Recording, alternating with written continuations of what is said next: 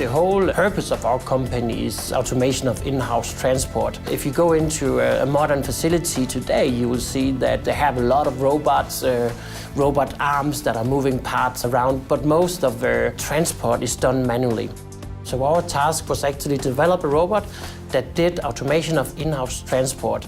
There was already some mobile robots, but most of them were very expensive and very difficult to program. So his idea was actually to create something more simple, something easy to program and to a reasonable cost also. It has to be very easy to set up, to operate. So you use your tablet or mobile phone to interact with the robot, because that is a tool everyone has available now.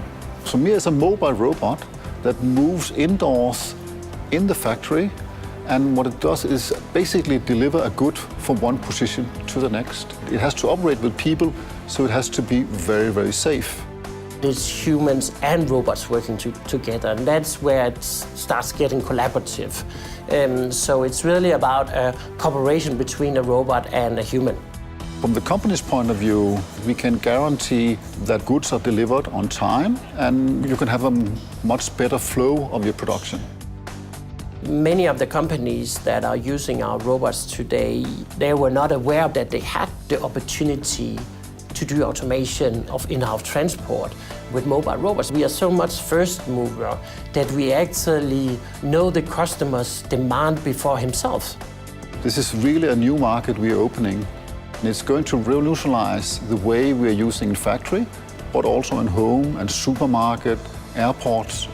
All these places you're going to see the mobile robots, because they will come and help us with the need for transportation of any goods from one place to another. We were aware from the beginning that this should not be a product only for Denmark. So we started up thinking globally. In 2015, we were at 3 employees. Today, we're about 50 employees. We sell our products in the whole world. It's extremely important to keep focus on and speed on the R&D. So we keep developing, keep coming out with new products, new features. I think that's very important.